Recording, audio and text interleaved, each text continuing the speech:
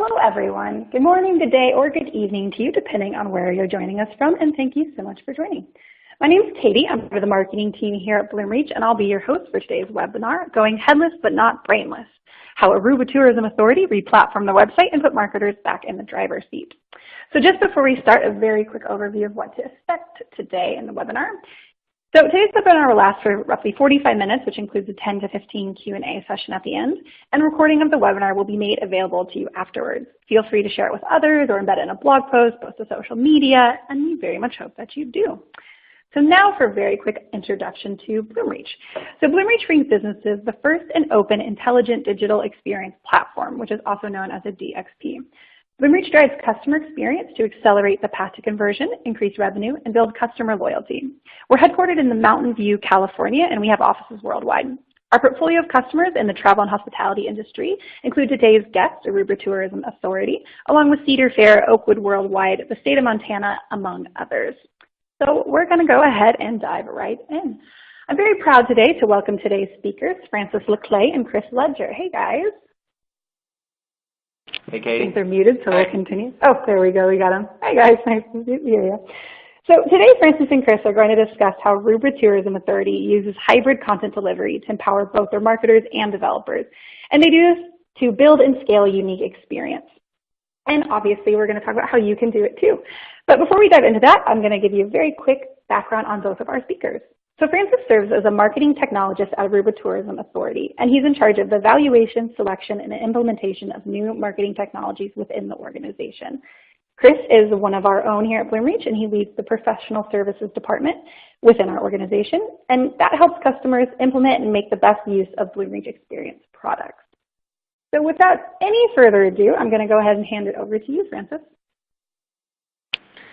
Thank you, Katie, for a lovely introduction. So one happy morning, afternoon, and evening, depending where you are. So basically, the Aruba Tourism Authority, we are the destination marketing and management organization of Aruba. Aruba is a small but well-known island in the Caribbean Sea. We exist primarily to market and promote Aruba, but also unite tourism interests among on and off island stakeholders. And yes, it's a big responsibility. Tourism is our primary economic pillar, and it also goes way, way back. So just to give you a little bit of historical context, our first tourist office was installed in 1947, and tourism grew ever since. So especially since the eventual closing of the oil, we had a big oil refinery in 1985, and it was at some point one of the largest oil refineries in the world. After it closed down, tourism started growing exponentially, and it now accounts for almost 90% of the island's GDP. So as the destination marketing and management organization of Aruba, we're always looking for ways to make better use of technology in helping us to communicate our story, the story of our One Happy Island. So what was the charter and vision for the new Aruba.com? Well, basically it goes back to our core vision, which is to become the most innovative and creative destination organization in the Caribbean. And this was also our North Star during the entire revamp of the Aruba.com website. So already in 2015, we set course to create not just a new website, but actually lay down a foundation for an entirely new content management platform, where we could also improve the way we internally manage content across different businesses and thereby achieve a lower time to market. Obviously, there are always challenges and things to improve with the current system. In our case, with the previous Aruba.com, it was considered a siloed tool within our content marketing toolbox, and it wasn't up to 2016 standards. So additionally, the entire content management system was complex to maintain, as different elements within the architecture were intertwined. So this led to a complex process of development and deployment cycles, and we were basically limited by our technology stack, and that affected our ability to make changes to the site, or I should say timely changes to the site.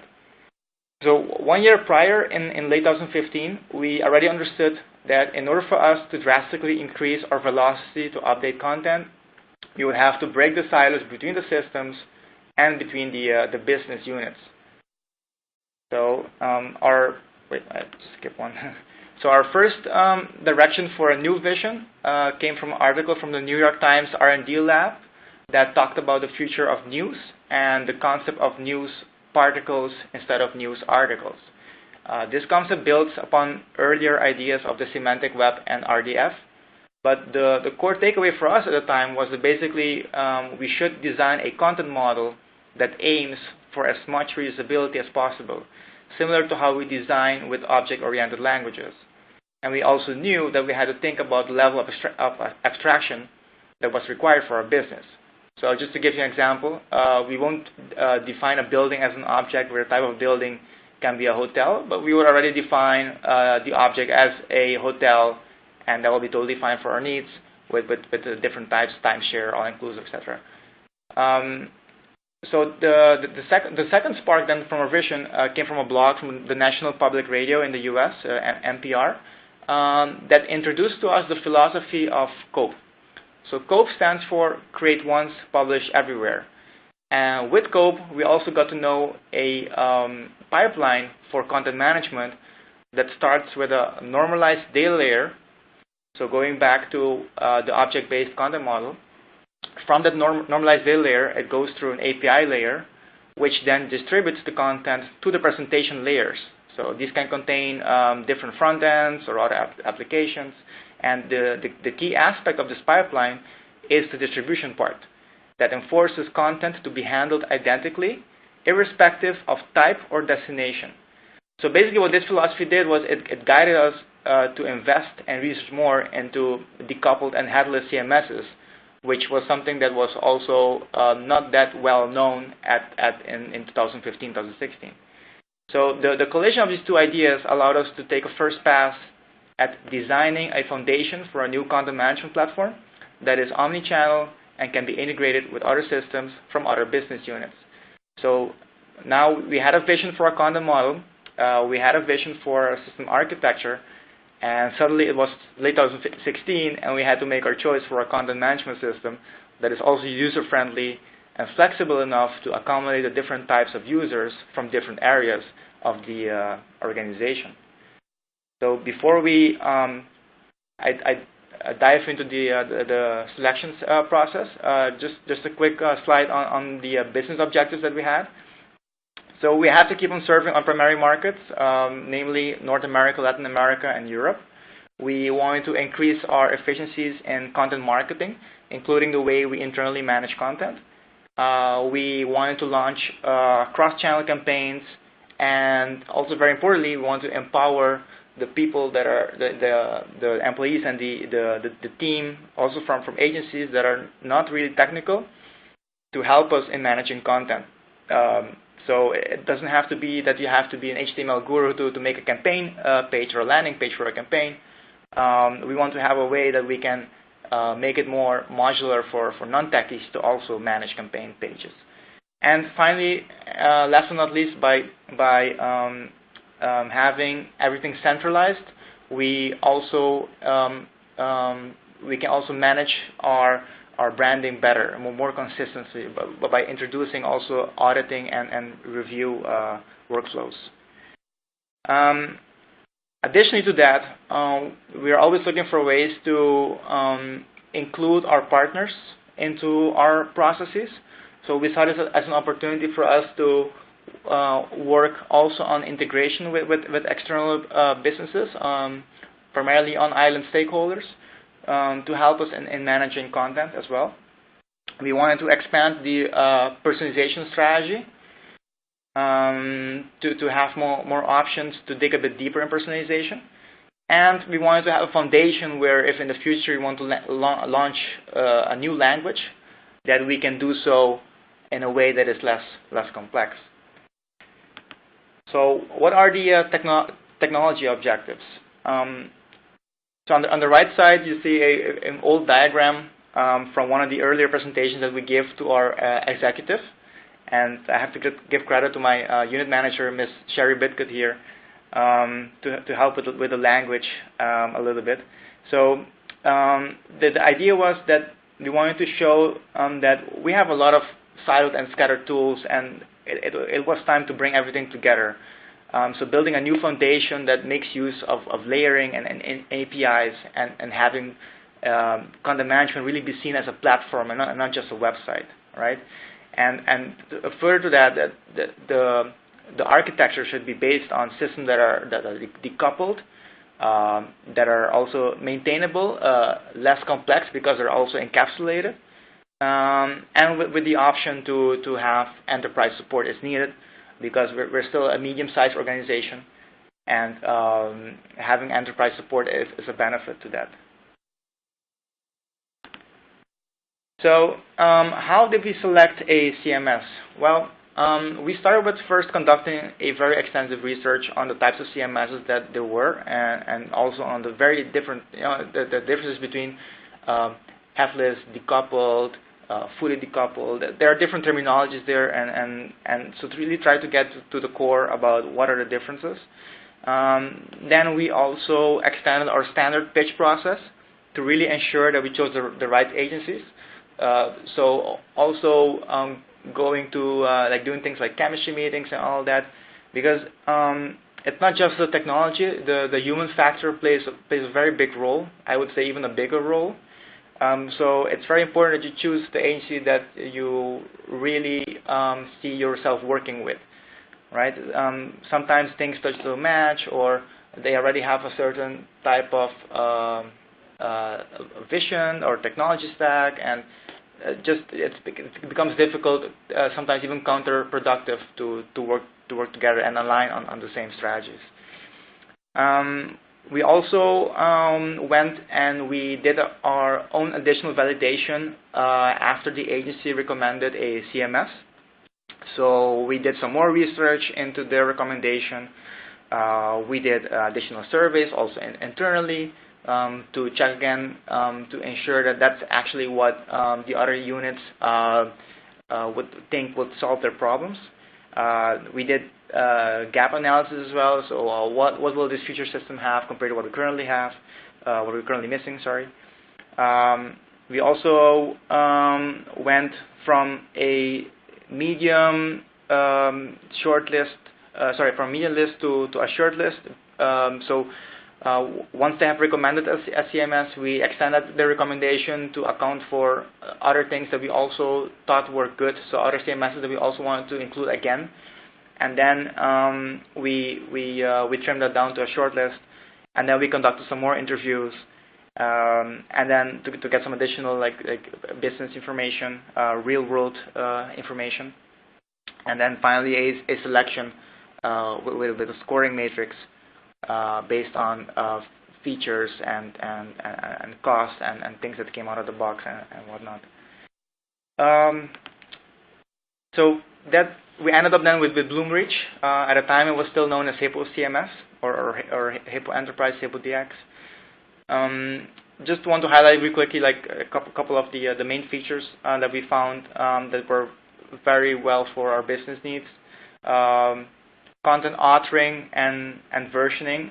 The way that the system works with documents and files, it's very it's very user friendly. It's very simple. It's also very fast because of that setup, and it also allows for flexibility in a way that you can actually build your content model in a very modular way, which goes back into that object-based design thinking of our earlier research phases. It's also decoupled, so a form of headless CMS, but with preview. And in this case, we found the addition of a preview working for us because it's part of the same interface. And so it would be easier to make a change and already preview it.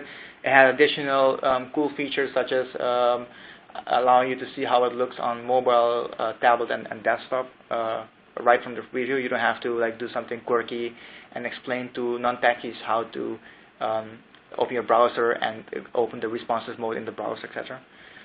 Support for omnichannel, so an API layer, a RESTful API layer that allows you to connect other external channels to the content repository. It has different support tiers, so we can really see which one works better for us.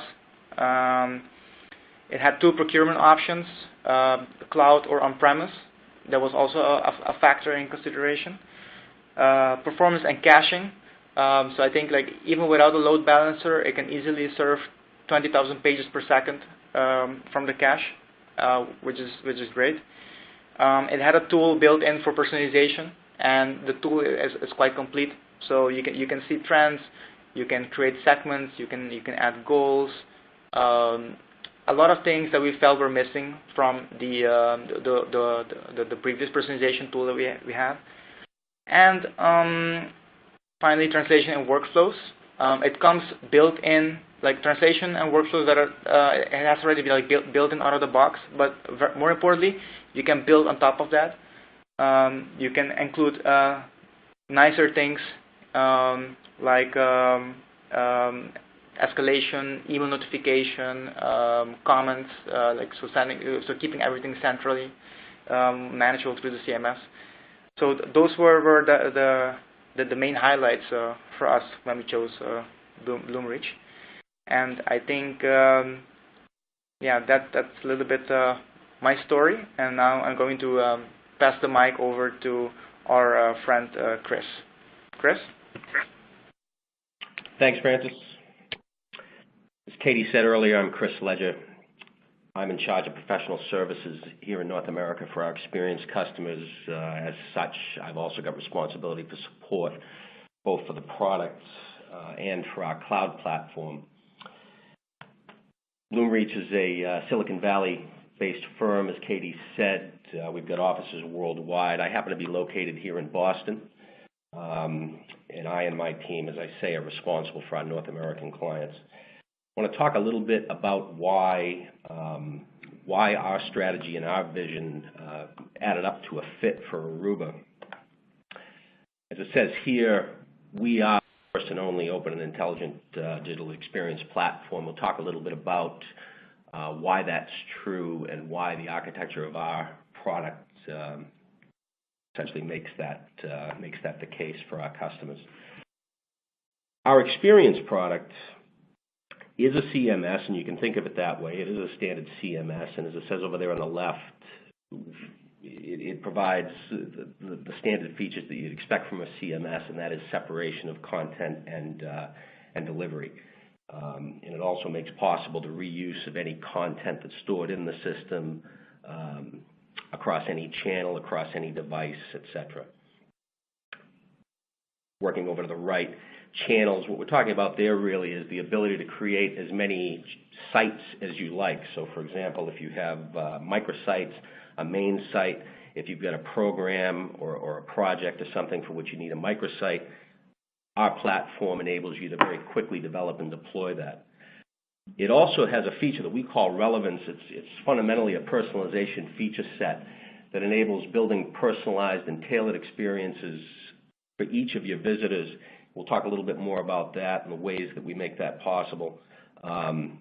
Included within that is a testing framework so that you can do A/B testing and get real-time feedback. There's a dashboard and so forth that gives your marketers real-time feedback to show which elements of your content are driving clicks, leading to conversions, etc. And then finally, over there on the right, it mentions cloud.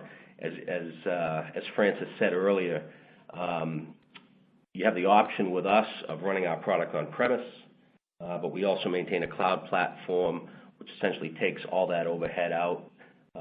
We can essentially manage it for you, and you simply contribute content and so forth and publish your content.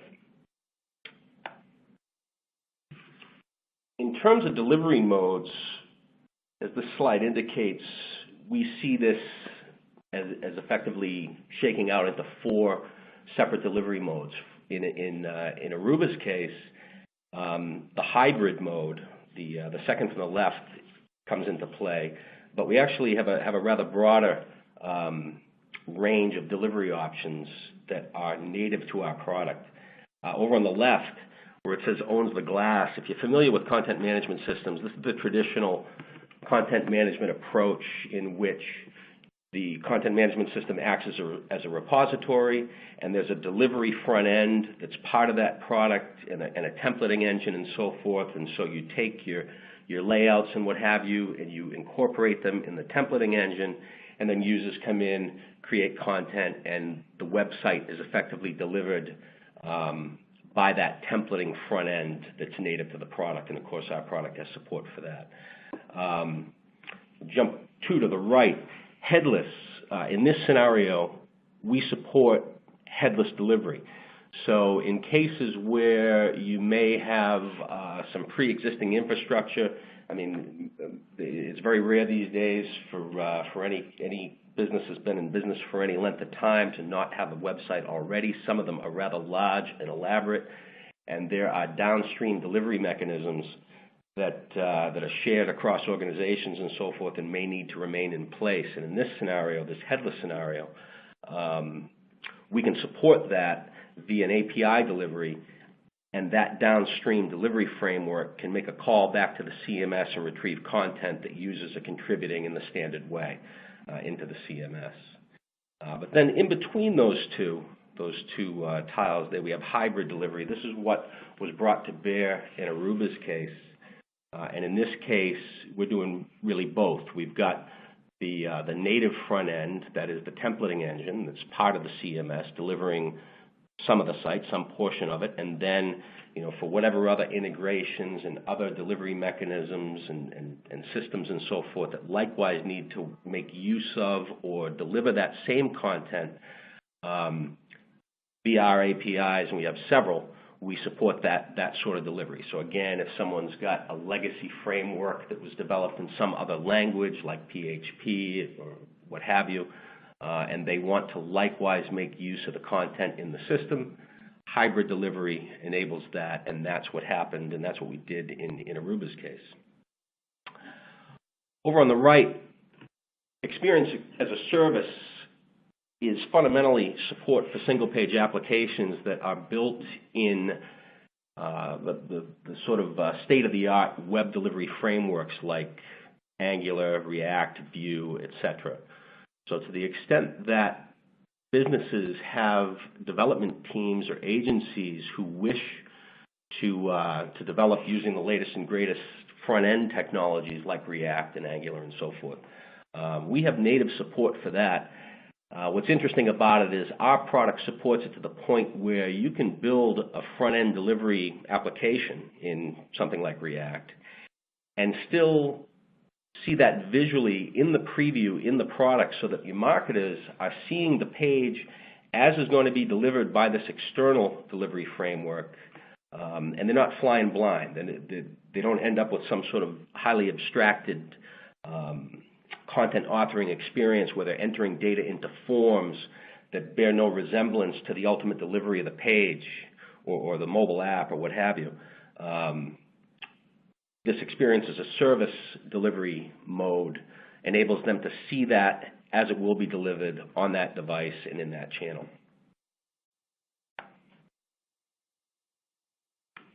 This diagram essentially shows us A.T.A.'s use case, and it's the hybrid mode that I spoke of before. If you look over on the left, that's the standard CMS delivery mode. Our product supports it. And if you look from the bottom, the idea here is that your authors and users are coming in, they're creating content via the UI. That makes its way through an API into the repository. In the end, it ends up getting flushed out into a website or mobile app and so forth.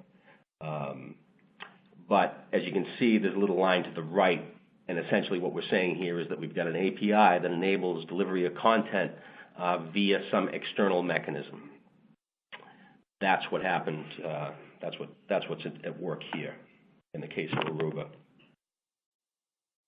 In this slide, we're talking about that Experience as a Service framework.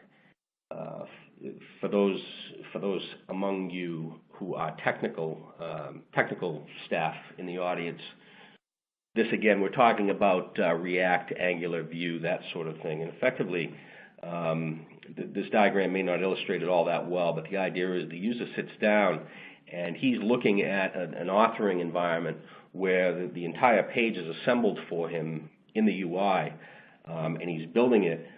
But what effectively happens is the front end, which is out on some other host, it could be anywhere in the world, quite frankly, is making a call back to the CMS. The CMS returns a JSON response that supports that front end.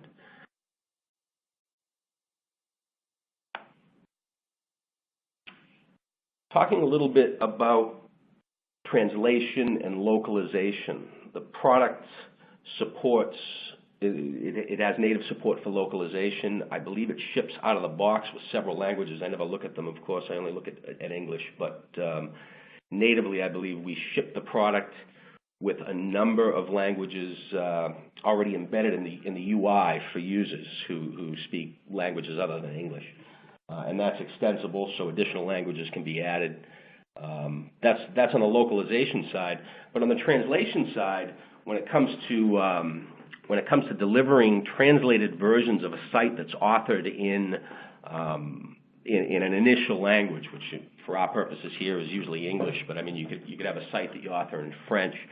The product likewise has native support for creating translated versions of a given channel or site. So if you've got a main website, you've written it in English, you want a French version or a Spanish version of that site, the product enables you to very quickly create that translated version.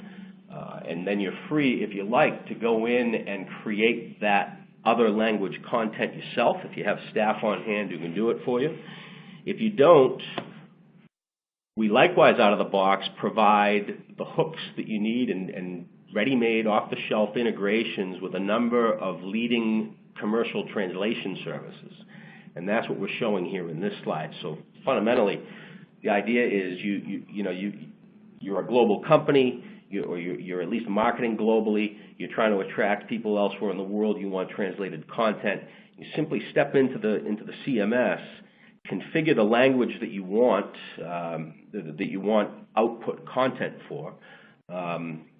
Then sort of on the right here, what it's showing is you select some items within the system, documents that you want translated, and you can dispatch them via this interface to that service for translation. And then ultimately what you get back, and again, this is native to the product, it's a dashboard within the product that shows you the status of each of those translation requests. So you can effectively monitor and you can request retranslations and so forth. It's pretty feature rich, and it does essentially everything you'd need to be able to deliver your site or channel in multiple languages. This slide's effectively showing the authoring UI.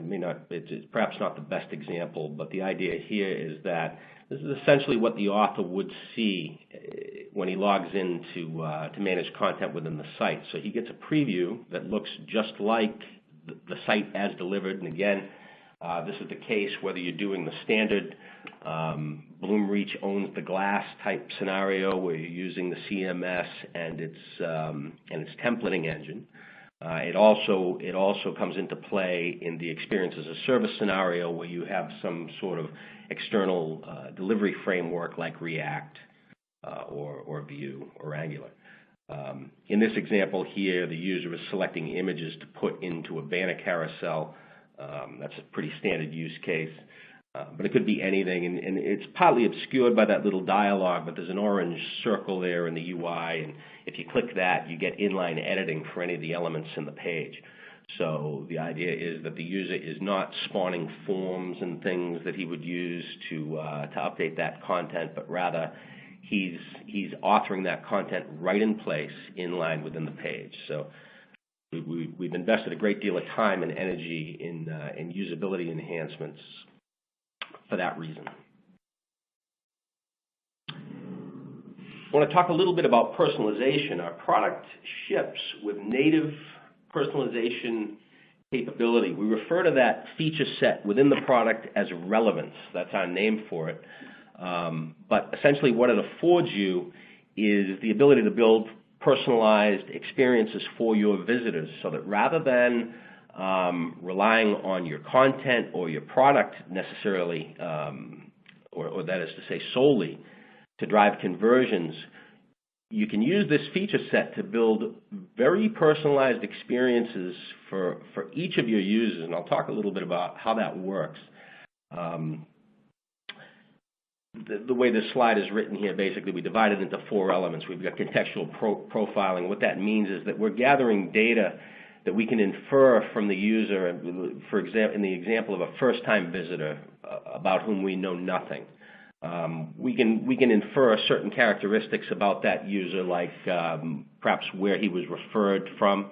So if he's visiting the site, and let's say, for example, you are running a Google AdWords campaign, the user clicks on an ad in the Google UI. When they come and visit your site, we can capture that, and then we can deliver a tailored experience based on that inference. We provide analytics, so there's a dashboard that's an element of this feature set that gives you really a real-time view into all the characteristics that you might like to know about your customers, for example, where they're coming from, where they were referred from, etc. And furthermore, it's not really mentioned here, but the feature set allows very easy integration with back-end systems like marketing automation systems and CRMs and so forth. So to the extent that you have an existing customer base, you may have people who've bought from you before, who visited you before, you may have already gathered some data about them. We can very easily merge that data with the information that we collect from the visitor's session and use that to further drive very personalized experiences for that user, and with the ultimate goal of a conversion.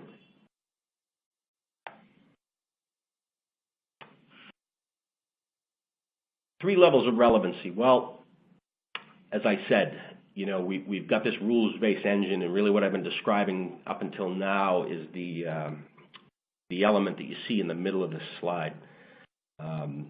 We tend to think of relevance in 3 ways. Over on the left, where it says static, this would be essentially no relevance. It might include something that you might build yourself, and this isn't all that unusual. If a user, let's say, for example, comes and visits a site and he clicks on something like a room or a destination, you might just note that in a rather simple way, and then show ads or banners and so forth that are driven by that. But our product, really out of the box, it's straight ahead use cases. This rules-based scenario in which, again, we look at everything that we can infer about that user, and for the most part, this comes from HTTP request headers. For those of you technical staff, but it's anything that you get in the request headers. And then in combination with anything that we can map to a record in a back-end system, again, like marketing automation or a CRM or your own homegrown systems, we can merge all that stuff. And based on rules, for example, if the user is coming from, let's say, Europe, we might show him specific content, and likewise, or vice versa, if he's coming from elsewhere in the world, that content might change. And furthermore, we can do that for every element in the page. It's not just for the page, it's for all the little separate widgets and components and so forth that are displayed there. So that could be literally every element in the page can be personalized using this functionality. Over on the right-hand side, machine learning, what we're talking about there is the broader BloomReach product offering. Because in addition to CMS, BloomReach has a whole range of products that include search and SEO and analytics and so forth. But our artificial intelligence and machine learning technology enables us to, for example, based on some of the things that we might have inferred earlier in the process, begin to present content that we know, for example, sells well, that people who come from a particular place have bought before, and we see that trend elsewhere. And it's not anything we infer from this particular visitor, but rather something that we see again, using our AI technology and drive more pertinent and appropriate products and so forth to that UI. So the personalization capability of the product is really quite strong. It's native capability, I would say, it leads in the marketplace. And that in combination with its A/B testing and analytics capability gives your marketers real-time visibility into what your users are doing. You can run A/B tests and see, over time, which of perhaps 2 or 3 or more elements in a page are driving clicks and driving conversions, and the system, if you like, can be configured to automatically start defaulting to that more successful element in a page. Finally, I should mention that the implementation of the Aruba site was carried out by our partner, Beam. Beam are a full-service digital agency. They happen to be headquartered right up the street from where I'm sitting right now here in Boston. They have very broad and deep expertise. They consult with their customers both on creative and strategic programs. So as you can see here, I mean, they've got a Mini Cooper there on the screen, but their list of accounts is a who's who of household names. I see Amazon there, AMG, Virgin, etc. We teamed with them to work on this project. We provided a little bit of oversight and a little bit of guidance up front. We had several engagements with them along the way to sort of review their work. They solicited that feedback themselves, and we actually provided some hands-on assistance for some of the heavy lifting and some of the more arcane tasks that are specific to our platform. But Beam is one of many partners that we have here in our network in North America. That about wraps it up for me, Katie. I'll turn it back over to you. Sounds good. Thank you so much, Chris, and thank you so much, Francis, for walking us through that information. So I'm now going to open up the floor to the Q&A session, and a big thank you to those who have already sent in questions. It's not too late to send your questions if you'd still like to. Please use the question box below if you're watching live, or if you're watching on demand, you can tweet us at BloomReach Inc. So I'm going to go ahead and jump right in to a question that came when you were presenting, Francis, which is, regarding omni-channel support, what channels are you using or plan to use BloomReach for? Thanks, Katie. So regarding omnichannel support, currently we have Aruba.com, and we are working together with the other departments to integrate other microsites in there as well. And also another thing that we're working on, because we also have the option to serve the content through an API to a REST API layer. We can basically also push out that content on island stakeholders. So that's something also we're working on in the future. Because content is for us a very important asset within our marketing, and it's something that we see that with an omnichannel strategy we can get more value out of. Thanks so much. So the next one that came up is, I believe, for you, Chris. So the question is, what's a common use case of using personalization in the BloomReach CMS? I'd say the most common is preponderance of clicks. In that use case, you've got a user who's coming to visit the site, and let's say it's divided into 2 sections. You serve 2 markets. You serve North America and Europe. And the user over time seems to continually gravitate toward European content. The algorithms in our product eventually make a determination that user is interested in that kind of content or European content, and it'll show them that. Then thereafter.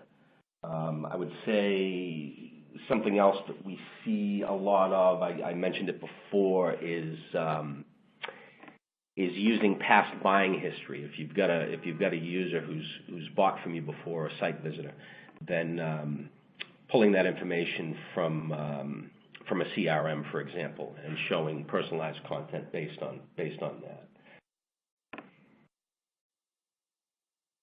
Great, thanks so much.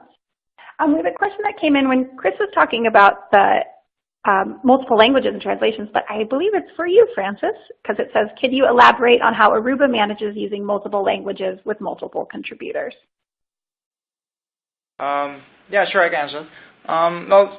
So basically, at the moment, we are using the standard workflow that we got with BloomReach out of the box, and we're also currently working on, so that's also in the pipeline, to expand it a little bit. So BloomReach has a couple of nice plugins.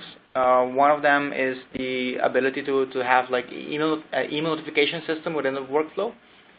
And you can also have a comments plugin, so you will basically see feedback within a document once it goes from one step to another step within the workflow. And I also want to add that the workflow system on itself is very flexible, so you can add different phases. You can pass things back and forth, so going forward, also backwards in the workflow. And I think for us the most important thing is that we have a product where we can finally use just one system to manage the entire thing. So we currently have 8 languages on the site, and it is going to maybe get more languages, maybe become bigger in the future. And also before I forget, regarding translation, there are also like different ways that you can do translation. So maybe probably Chris mentioned this, but you can also export the content. You can export it directly from the repository. You can export it from the API in JSON format and whatnot, and you can also integrate it directly with other translation services, so as a plugin within the system directly. So we found that flexibility and coupled with things that came out of the box as something that is worthwhile, and we look forward to making the product even better for the partners and the team members that are currently doing the heavy lifting of translation and SEO review and all those steps within a workflow before the content gets published. Sounds great. Thanks so much. And we actually have another question for you, kind of piggybacking on that. So in that question is, what kind of tech stack did Aruba already have before integrating with BloomReach, and how did that process go? And so before we were using Drupal 7, and we had also another digital asset manager that was also running on Drupal 7. Those were siloed, so they weren't connected together. And we also did not make use of a continuous deployment tool. And with Drupal 7, it didn't seem to work for us. So the architecture, the way it was set up and built, there were a lot of dependencies. Simple things like upgrading modules what was a big headache.